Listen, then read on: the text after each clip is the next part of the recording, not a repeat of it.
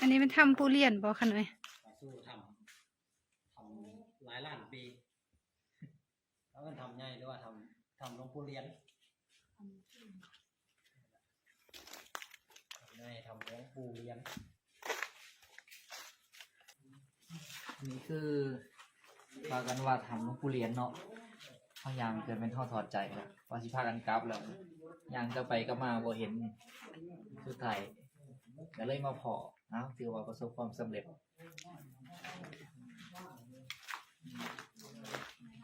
ผู้เรียนทำง่าย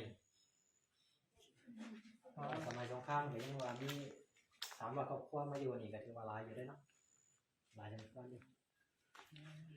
รู้ที่นี่คนนึงมาครอบครัวอะไรครูบาอาจารย์สามารถมาประพฤติปฏิบัติได้ทำเป็นแบบท่านไปทำมีหูเข้าไปใน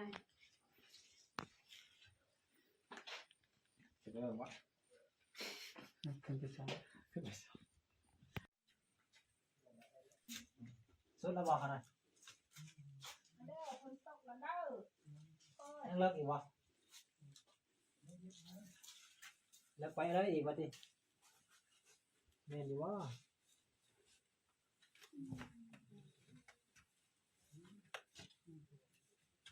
ไม่ได้ขนาด